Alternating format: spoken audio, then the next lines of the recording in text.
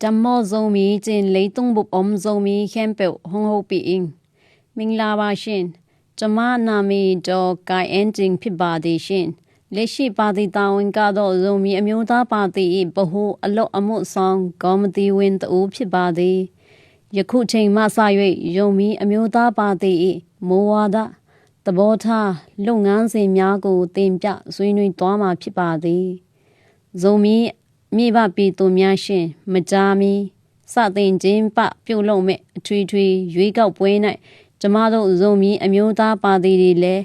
လွတ်တော်အသီးသီးတွင်ဝင်ရောက်ရှင်ပြိုင်မယ်ဖြစ်ပါသဖြင့်တတ်နိုင်တဲ့ပြစ်မှဝင်းထောက်ခံရသည်ပြီးနိုင်ရန်ပထမအိုးစွာတင်ပြလိုပါသည်လာမယ့်အထွေထွေရွေးကောက်ပွဲတွင်မိဘပြည်သူများဆုံးဖြတ်ချက်မမားစေရန်နှင့်ဇုံမီတိုင်းရင်းသားများနောက်ကောက်မကြံရစ်စေရန်အတွက်အချိန်မီပြင်ဆင်သင့်သည်များပြင်ဆင်နိုင်ဖို့လည်းအသည့်ပြေ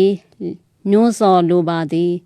ကျမတို့ဇုံမီအမျိုးသားပါတီအနေဖြင့်နိုင်ငံရေးပြဿနာများကိုနိုင်ငံရေးနေလမ်းများဖြင့်တည်ဆဲဥပဒေပေါင်းများအတွင်း၌သာအဖြေရှာနိုင်မည်ဟုအခိုင်အမာ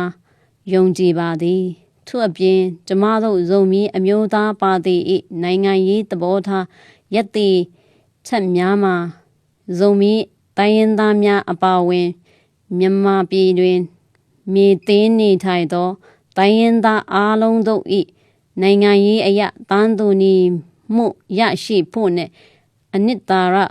ပြည့်ဝသောဒီမိုကရေစီနှင့်ဖက်ဒရယ်ဒီမိုကရေစီစနစ်ကိုအခြေခံသည့်ပြည်ထောင်စုပေါ်ပေါက်ရေးအတွက်သက်ဆိုင်ရာအင်အားစုအသီးသီးတို့နှင့်လက်တွဲအကောင်အထည်ဖော်တည်ဆောက်ဖို့ကြိုးစားဆောင်ရွက်သွားရန်ဖြစ်ပါသည်ထို့ကြောင့်ကျမတို့ဇုံမီအမျိုးသားပါတီ၏မိုးဝါဒသဘောထားလုပ်ငန်းစဉ်များကိုအောက်ပါဖော်ပြအတိုင်းတင်ပြသွားမှာဖြစ်ပါသည်ရှင်အခြေခံမူများတစ်ဇုံမီတိုင်းရင်းသားများ၏အမျိုးသားအကျိုးစီးပွားကာကွယ်ဆောင်ရှောက်မြင့်တင်ရေးနှင့်ဒီမိုကရေစီနှင့်ဖက်ဒရယ်စနစ်ကိုအခြေခံသည့်ပြည်ထောင်စုပြည်ပြင်းစွာပေါ်ထွန်းရေးအတွက်အခြားသောနီကိုတိုင်းရင်းသားများနှင့်အတူတကွလက်တွဲကြိုးပမ်းဆောင်ရွက်ရေး၃ဇုံမီတိုင်းရင်းသားများ၏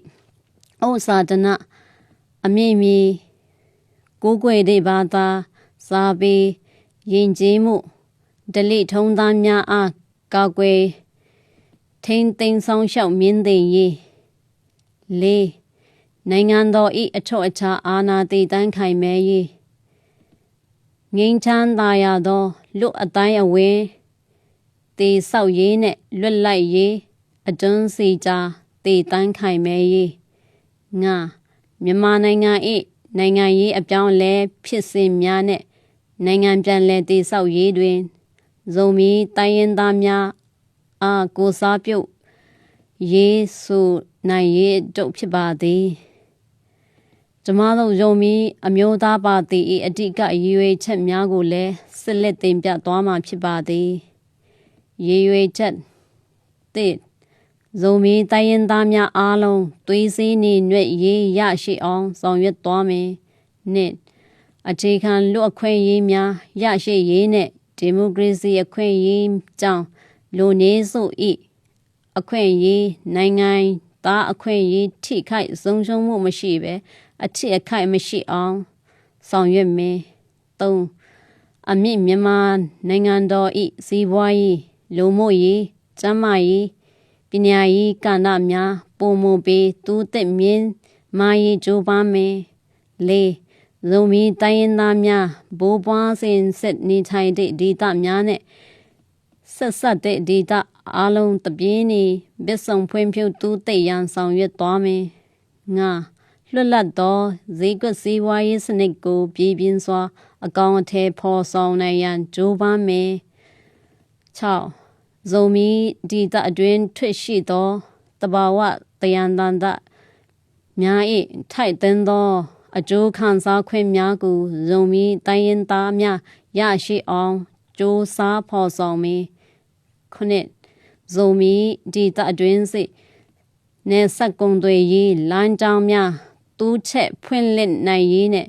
ထူလမ်းကြောင်းများမှရရှိသောအခွန်အခသို့မဟုတ်အကောက်ခွန်များကိုပြည်ထောင်စုပြည်နယ်နဲ့ဒေသန္တရဒေသများရှိပြည်သူများတာတူနေစွာရရှိအောင်ဆောင်ရွက်သွားမည်ဖြစ်ပါသည်တစစ်သေးတွင်စစ်လက်၍ကျမတို့ယုံမီအမျိုးသားပါတီ၏စေလုပ်ငန်းစဉ်များကိုလည်းမြေပပြည်သူများသိရှိနိုင်ပါရန်တင်ပြဆွေးနွေးသွားမှာဖြစ်ပါသည်လုပ်ငန်းစဉ်များတစ်ပြည်ထောင်စုအတွင်းမြေသေးနေထိုင်သောပြည်သူလူထုတရက်လုံး၏ဒီမိုကရေစီအခွင့်အရေးကိုထောက်ခံကာကွယ်ရေးနှင့်တိုင်းရင်းသားလူမျိုးပေါင်းစုံတို့၏ချစ်ကြည်ရေးစည်းလုံးညီညွတ်ရေးတရားမျှတသောတန်းတူအခွင့်အရေးရရှိရေးစသည်တို့ကိုအခိုင်အမာတည်ဆောက်ရင်းပြည်ထောင်စုကြီး၏အချော့အချာအာဏာကိုကာကွယ်ဆောင်ရှောက်ရေး၃လွတ်လပ်စွာပွင့်လင်းသောနိုင်ငံရေးမူဝါဒကိုကျင့်သုံးရင်းပြည်တွင်းငြိမ်းချမ်းရေးမှတဆင့်ကပ္ပငြိမ်းချမ်းရေးကိုတစ်ဖက်တစ်လမ်းမှအထောက်အကူပြုစေရေး၄နိုင်ငံသားတိုင်းလူနည်းစုများ၏ပညာသင်ကြားခွင့်အခွင့်အလမ်းများနဲ့မိမိလိုချင်တဲ့အသက်မွေးဝမ်းကြောင်းပညာအရရက်တို့လွတ်လပ်စွာလေ့လာစေပိုးနိုင်ရေးအတွက်အခွင့်အရေးလမ်းများကိုဖော်ဆောင်ပေးနိုင်ရေးတို့ဖြစ်ပါသည်နေကုန်းချောအနေနဲ့ကျွန်မတင်ပြလိုတာကတော့ဇုံမီမိဘပြည်သူများအနေဖြင့်တည်ထားရမည်မှာအခြားသောသစ္စာရာတိုင်းရင်းသားနေရကိုအသေးသေးတို့ဒီလဲမိမိတို့တိုင်းရင်းသားလူမျိုးကိုစားပြုသောပါတီကိုသာလျှင်ထောက်ခံဆန္ဒမဲပြီးရွေးကောက်တင်မြှောက်ကြမေမှာအေကမလွဲဖြစ်ပါသည်ထို့ကြောင့်ဇုံမီမိဘပြည်သူများအနေဖြင့်လဲဇုံမီတိုင်းရင်းသားများ၏အမျိုးသားအကျိုးစီးပွားကာကွယ်ဆောင်ရှောက်မြင့်တင်နိုင်မဲ့မိမိတို့လူမျိုးကိုစားပြုသည့်ဇုံမီအမျိုးသားပါတီကိုသာထောက်ခံဆန္ဒမဲပြီးရွေးကောက်တင်မြှောက်ကြပါရန်ကျမအနေဖြင့်အလေးအနစ်ထားနှိုးဆော်တိုက်တွန်းချင်ပါတယ်ရှင်မြန်မာနိုင်ငံသူနိုင်ငံသားအားလုံးစိတ်၏ချမ်းသာခြင်းကိုယ်၏ကျန်းမာခြင်းနဲ့ပြည့်စုံပါစေရှင်အားလုံးကိုကျေးဇူးတင်ပါတယ်ရှင်နဗစ်ပီတုံဝါလုံတမမတုတ်ပါထဖာ